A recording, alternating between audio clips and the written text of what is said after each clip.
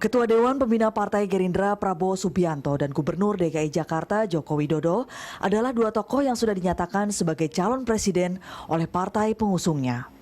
Ada hal yang menarik dari kedua capres ini, yaitu memiliki penampilan dan pembawaan yang sangat berbeda. Prabowo sering tampil dengan mengenakan setelan safari, sedangkan Joko Widodo mengenakan kemeja putih dan belakangan juga mengenakan kembali kemeja kotak-kotak yang pernah dipakainya saat kampanye pemilihan Gubernur DKI Jakarta 2012 lalu. Gaya kampanye mereka juga berbeda. Jika calon presiden dari Partai Gerindra tampil dengan orasi yang berapi-api, berbeda dengan Joko Widodo yang terkesan santai. Bahkan Prabowo sempat naik kuda hingga berpantun. Saat ini Jokowi masih dengan gaya lamanya, yaitu belusukan mengunjungi warga di daerah. Gaya kampanye ini lebih mendekatkan Jokowi kepada warga. Lalu kira-kira perang citra yang mana yang mampu merebut hati rakyat? Ya, pemirsa, para capres dan cawapres yang sudah mendeklarasikan diri mulai memperlihatkan citranya masing-masing. Banyak keunikan dan perbedaan yang mereka tonjolkan. Lalu seperti apakah pesan yang ingin mereka sampaikan? Untuk membahasnya telah hadir bersama kami di studio budayawan Radar Pancadana. Selamat siang Pak Radar. Selamat siang Pak. Pak Radar, kalau kita bicara tentang perang citra para capres, ini pertama kita mau lihat dulu ketika mereka deklarasi pada hari Senin lalu. Kalau dari deklarasi itu kan dua-duanya memilih tempat satu Gedung Juang, yang satunya adalah Rumah Polonia. Kalau menurut kesan yang disampaikan oleh kedua pasang ini, apa yang Pak Radar? Yang pertama, kesan positifnya adalah bahwa kedua pasangan capres dan cawapres itu mencoba menjemput kembali atau merenggut kembali spirit dari seorang founding fathers kita, yang proklamator kita, yang memerdekakan negeri ini, yang didukung oleh puluhan juta rakyat Indonesia saat itu. Semoga spirit itu kembali terjelma dalam diri mereka dan bisa diamini oleh seluruh rakyat Indonesia. Itu yang positif. Yang negatif adalah ketika yang namanya Soekarno itu dan spirit setelah semangat dan gagasan-gagasan hanya dijadikan kamuflase saja bagi mereka untuk merayu publik, ya, untuk membujuk publik gitu. Agar mereka seperti memiliki kedekatan emosional, kedekatan ideologis, kedekatan historis. Dalam arti belum tentu juga gagasan dan pikiran-pikiran mereka itu sesuai dengan apa yang dimiliki oleh Soekarno.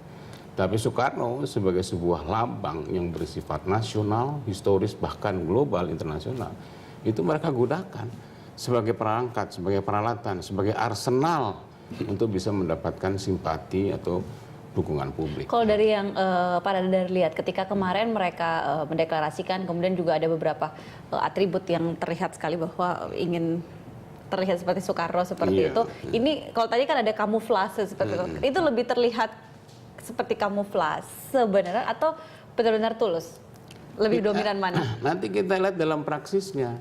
Karena sampai saat ini perang simbolik itu atau perang simbol itu masih ditangkap secara mentah-mentah begitu saja oleh publik.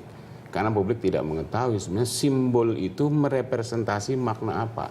Termasuk slogan-slogan yang mereka nyatakan. Itu kan banyak sekali slogan. Yang namanya Soekarno juga jago slogan kan. Nah, siapa di sini yang memainkan slogan mirip Soekarno itu untuk merebut simpati publik itu? Apakah isi dari slogan itu sama padat, sama pepatnya dengan apa yang dimiliki oleh Soekarno atau justru kantong bolong? Begitu juga program-programnya kan begitu luar biasa, canggih dan yang lain-lain. Seolah-olah mimpi kita akan terwujud 5 tahun ke depan. Nanti kita lihat di dalam praksisnya apakah itu benar-benar satu visi yang bisa diimplementasikan atau hanya sekedar kata-kata belaka saja. Nah, ini yang kita harus berhati-hati bahwa ada semacam diskursus simbolik di dalam diskursus simbolik itu artinya pertukaran simbol-simbol di dalam kontestasi dari calon presiden ini yang bisa saja itu mengelabui kesadaran publik. Tetapi itu juga akhirnya kan seperti kita tahu bahwa masa kampanye itu adalah masa untuk memainkan simbol-simbol Ya, itu betul. untuk mendukung citra yang positif, Betul. citra yang diharapkan bisa meraih simpati rakyat. Yang penting dari citra itu adalah bahwa ada representasi yang sejati di balik. Oke. Kan Baik. itu aja. Sekarang kita masih bicara tentang citra yang ingin mereka tampilkan. Kalau kita lihat bahwa Gedung Juang 45 itu terlihat lebih santai suasananya, sementara kebalikan di Rumah Polonia mungkin terlihat lebih teratur, lebih sedikit formal. Ini bagaimana? Siapa yang akhirnya lebih? Ya, saya kira begitu. Siapa yang memang benar-benar memainkan simbol itu dengan baik, dia akan menata, akan memanage, akan mengelola simbol itu dengan sesempurna mungkin. Plus minusnya satu menampilkan santai, satu menampilkan Yang satu formal itu teratur. barangkali tidak peduli dengan performa yang semacam itu. Dia tidak perlu peduli dengan urutan-urutan, tidak peduli dengan rekonstruksi simbol gitu. Tapi yang penting barangkali semangatnya, spiritnya atau apa. Ya kan, kalau soal performa seperti itu barangkali tidak penting. Sementara di pihak lain permainan simbol itu tidak hanya dari baju, warna, peci, gaya orasi yang artifisial. Ya saya kira orasinya sebenarnya orangnya nggak begitu ngomong biasa saja gitu, bukan seperti orator seperti Soekarno, tapi dimain-mainkan. Itu seperti semuanya itu seperti by direction, artinya ada direction, ada directed by gitu, sutradaranya siapa kita nggak tahu gitu. Nah, boleh saja itu rapi dan bersih seperti kemasan di televisi, kata kayak kita ini kan semua dikemas dengan rapi.